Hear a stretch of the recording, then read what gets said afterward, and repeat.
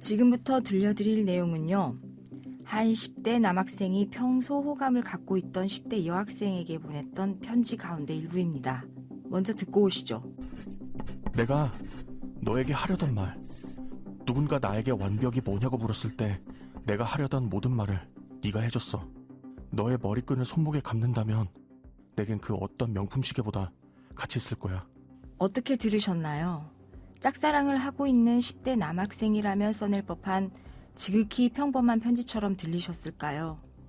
그렇다면 이후에 이어진 내용도 계속해서 들어보시죠. 너가 꿈에 나왔어. 그런데 날 왜 죽였어? 이런 내용이 아니라 꿈속에 너는 오히려 웃고 있더라. 언젠가 다시 너와 이야기를 나누며 웃는 날이 왔으면 좋겠어. 미안해. 지난해 크리스마스였습니다. 10대 남학생인 A군이 줄 선물이 있다며 B양의 집 앞을 찾아왔죠. B양은 반갑게 A군을 맞이하러 나갔습니다. 하지만 A군과 만난 지 채 1분도 되지 않아 B양은 A군에게 무참히 살해당했죠.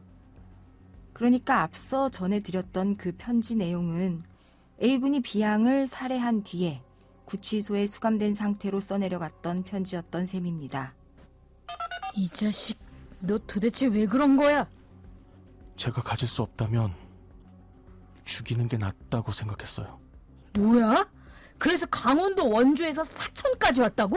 죽이려고? 서로 사귀는 사이도 아니었다며? 놀랍게도 B양과 A군은 이날 처음 만난 사이라고 합니다. 그런데 어떻게 도대체 이런 끔찍한 사태가 벌어지고야 말았을까요? 오늘 사건 엑스파일에서 이 사건 자세히 살펴보겠습니다.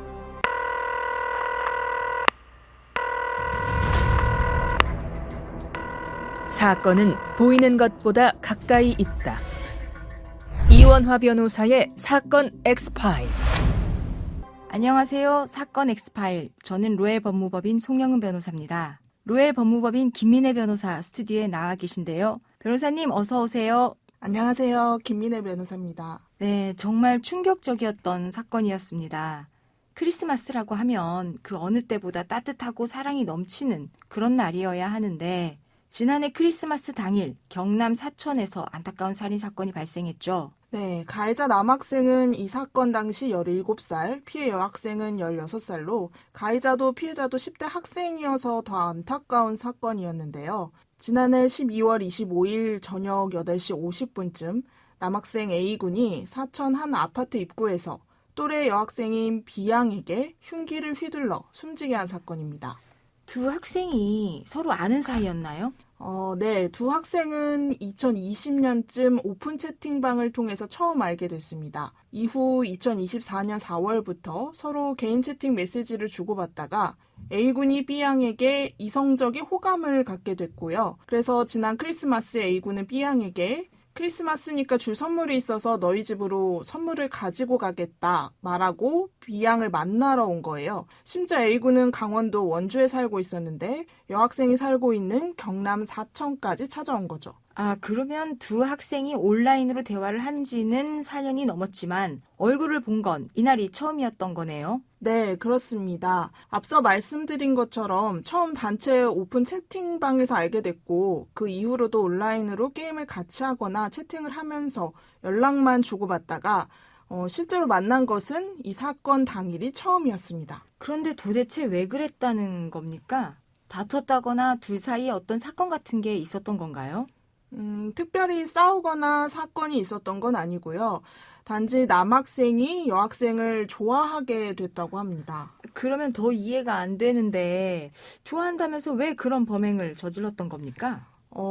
A군은 경찰에 처음 체포됐을 때 경찰한테 죽이려고 찾아갔다고 자백을 하면서 범행을 저질렀다는 사실은 인정했지만 대체 좋아했다면서 왜 살해를 한 건지 그 구체적인 범행 동기는 전혀 진술을 하지 않았었는데요. 나중에서야 밝힌 바로는 B양이 채팅을 하는데 지난해 4월부터는 나를 대하는 태도가 달라졌다. 아무래도 남자친구가 생긴 것 같았는데 나 말고 다른 이성과 새로운 관계를 맺는 것이 너무 싫었다.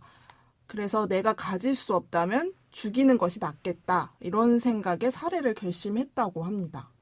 범행 당일 아파트 CCTV에 찍힌 영상을 보면 이 학생이 참 반가운 마음에 남학생을 만나러 뛰어나오는 장면이 담겨 있다고 하더라고요. 정말 만나자마자 이런 끔찍한 일이 벌어질 거라고는 상상도 못하지 않았을까 싶습니다.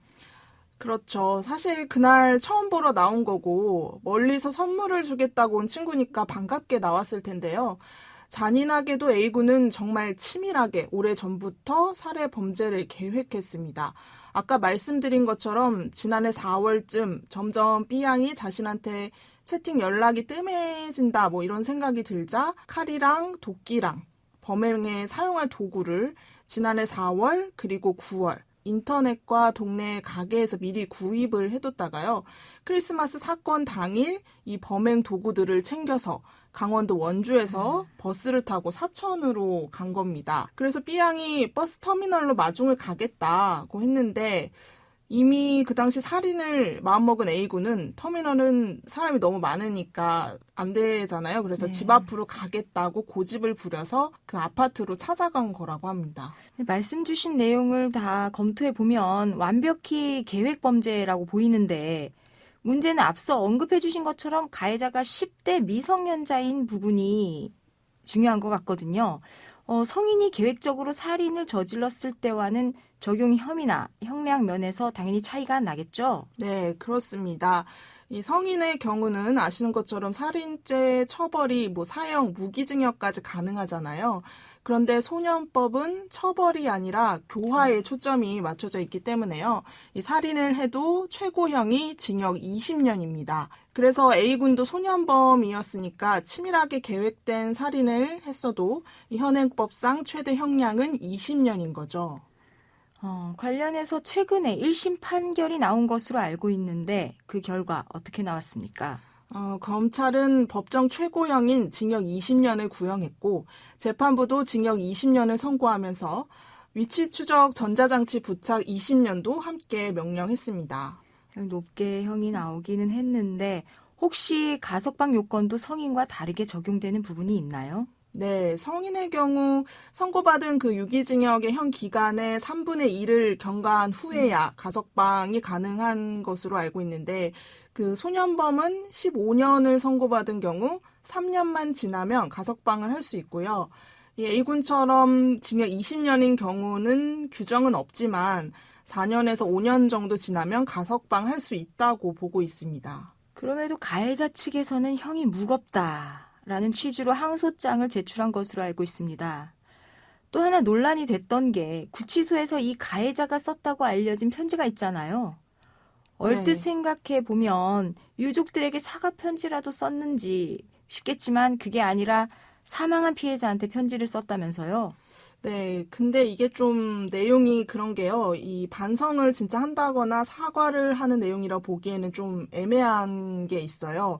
일부 내용을 제가 말씀드려 보면 누군가 내게 완벽이 뭐냐고 묻는다면 내가 하려던 모든 말을 네가 해주고 있었어.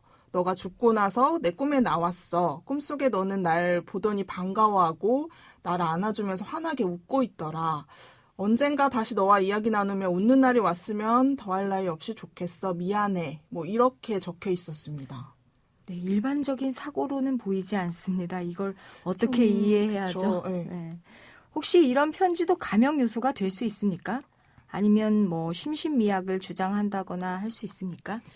이게 사실 좀 피해자를 지나치게 왜곡해서 과장해서 동경하는 것으로 보이잖아요. 네. 그래서 A군이 평소 좀 외모 콤플렉스가 심했다고 하는데 김태경 서원대 상담 심리학과 교수님 말씀에 의하면 이 A군이 신체 이형 장애라고 자신의 외모에 이제 심각한 결점이 있다고 여기는 질병 같은 장애를 갖고 있을 가능성이 높고 이 장애로 유발된 망상적 사고로 인해 범죄에 이르지 않았을까 라고 추정하기도 했거든요. 그래서 피고인으로서는 이러한 점을 양형 참작 사유로 주장할 수도 있을 것 같습니다.